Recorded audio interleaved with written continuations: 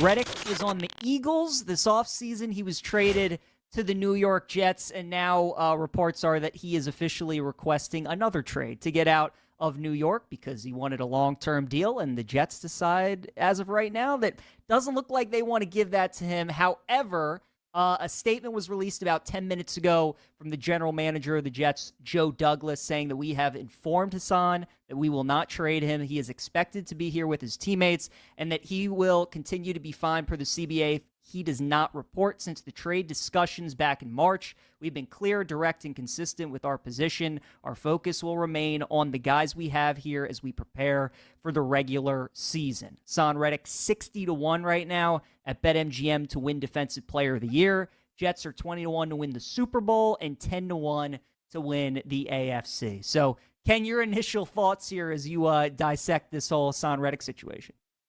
And it feels a little bit like Brandon Ayuk the last couple of weeks, right? It's just a little bit where you think something's going to happen and you think something's going to happen. Oh, and then maybe it's going to happen and then it doesn't. And then nothing happens. And maybe maybe that situation still resolves itself with a trade, to the Steelers or to somebody else. But there's just always a lot of posturing this time of year with all these things. I mean, remember even up to the opener last year, like Chris Jones, like holding out with the Chiefs, like sitting in whatever the owner's box or one of the seats in the stands during the opening night game against the Lions, not playing in that game. So this stuff always happens this time of year. And look, this would if he was traded, and we could play it out that way in a minute. Sure, it would be really significant. My view on this is until the trigger's actually pulled on moving him, then I'm always going to be like, yeah, okay, all right, you request a trade. That's cool. That's really fun. Okay, let's see if they actually trade you. Let's see what actually comes together. So just at first glance, and especially with the statement by Joe Douglas that you read, a couple minutes ago, I don't think anything's going to happen. It's newsworthy and it's notable. And I think talking about the Jets is one of the most interesting things. I think they're one of the most interesting teams coming into the season. So I'm all about talking about the Jets. But, how viable or how live is this trade possibility? I always have a hard time gauging that when we see it's boy who cried wolf, right? You see this so many times before the season starts, and it so rarely results in some super trade. In the NFL, it just doesn't happen very often. So look, if he gets moved, we can have that conversation now. Like, what would you do? How much would it matter? But just, do you think this is going to be something really seismic? I have to say no until we get official word that he's been traded. Yeah, even if he doesn't get traded, this news, do you look at it because the Jets obviously are notorious for just bad stuff happens for them, right? We kind of have this phrase that they're the Jets. So just stuff seems to tend to follow this Sure. team. Is this newsworthy enough for you, Ken, where you look at something like this and you're like, this is not what the Jets need. Like, Rodgers is back. There's a lot of excitement around this team. Like, the Right. AFC East is up for grabs between them and Miami and Buffalo. Or is this just kind of one of those, like, T. Higgins did this with the Bengals. You mentioned Ayuk. Debo did this last year. With, to your point, this happens a lot with contending type teams. Are you just kind of looking at it that way? And this, if you like the Jets, basically, this information shouldn't sway you off of still liking the Jets. I like that. This is not what the Jets need. I think that was what the phrase I mean, I feel like you could apply that to many points in their franchise history, like the entire history of the, just be like, that's not what the Jets need. They don't need. Yeah. Last year, week one, that's not what the Jets need. For Aaron Rodgers' Achilles to snap number one against the Bills. The reason why, if Hassan Reddick played for the Cardinals, or he played for the Panthers or something, or the Patriots, then this wouldn't be that interesting to me, even if he got traded. Because I don't think those teams are really interesting this year to achieve really high level things. Maybe those teams are going to win their division. Maybe they're going to make the playoffs just because everyone can make the playoffs in the NFL. That's what it seems like at the start of the year. But if he played for those teams, I'd be like, oh, cool, that's interesting. Like, all right, whatever. Maybe something here, maybe not. But I happen to think that the Jets are on the short list of teams that I think are going to win the Super Bowl this year. Not that the Jets are going to, but I think there's a small list of teams that's a reasonable expectation. Certainly the Chiefs are one of those. I think the Lions would probably be my next favorite team on that list. There are a few others, but the Jets are in that group. And if they're in that group and this is happening, then my ears are perked up a little more than when it's with one of the other teams. I do think the Jets have that upside. So I could talk about why I like them, which I've done a little bit. I don't think I've ever asked you what you think the Jets are going to be this year. So, pretty high win total at 9.5, just way over some places, 10 in others. Pretty big favorite to make the playoffs. MGM minus 168 on the screen. Other places about the same. So priced like a team that should be a contender this year. That's like a notable team that we should be paying attention to. Do you see them that way? I don't think you and I have ever actually talked about them. No, we have not, and I do like the Jets this season, Ken. I like what they did in the offseason. Obviously, trading for Hassan Reddick, I thought was a good move at the time. I still think he's going to play for the Jets this year. But they addressed the offensive line, which I really thought was a great move as well. Getting Morgan Moses, getting Tyron Smith.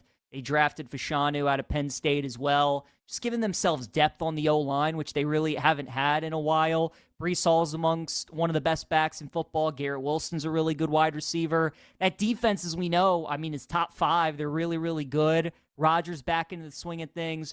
The reason I really like the Jets, though, this year, Ken, is Robert Saleh, when he was the defensive coordinator of San Francisco, was this fiery, passionate, like you wanted to play for him, right? When he was on the Niners, anytime they had a turnover or a big stop, he was just electric. And then ever since he took the job for the Jets, it's like they have just sucked the life out of him. Zach Wilson is his quarterback the last 2 years, has just completely made him miserable. And I look at their start to the season this year, and they open up at San Francisco. After that, they play Tennessee, the Patriots, and the Broncos. So after the Niners game, they play 3 teams that are picked last to finish in their division. They also play Minnesota after that as well. So the next 4 games are against teams who are picked to finish last in their division.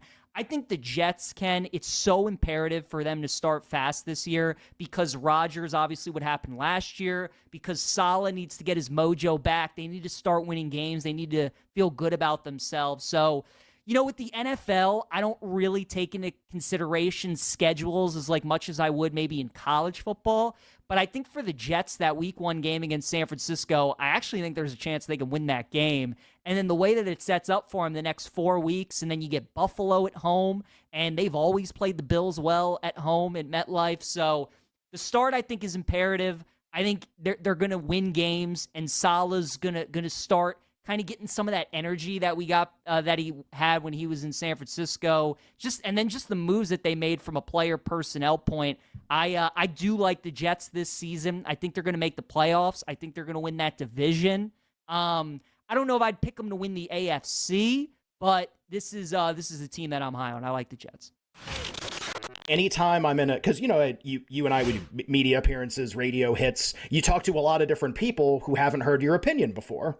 And an opinion that is sure to get you scoffed at or laughed at with someone you haven't talked to before is to tell them you like the Jets this season. It's like the number one opinion that'll get you mocked and made fun of by somebody on a sports talk show or whatever. And I always just try to say this. I go, look, these are the 3 things. These equal wins. This is it. Like, it's just, imagine the whiteboard in Moneyball, and it's just these 3 things, like, equal. You got to buy wins. You're going to do that. You buy pass offense, you buy top tier offensive line, you buy edge. Okay, great. The Jets, top tier offensive line, completely retooled in the offseason. Sure, Tyron Smith might not be healthy, because he never is, but at their best, what's their best versus everybody else's? It's really good. Passing offense. We can all make Rodgers jokes. They're really fun. He's crazy. He's an insane person. He does funny, weird stuff all the time. He says inappropriate things. Also, he's won 1 billion MVP awards. You think their pass offense is going to be better this year? It's just going to be better. And the offensive line, those 2 things go hand in hand too. But here's the thing, right? Edge. Reddick was really, really valuable and important to them maintaining their level of production from that position.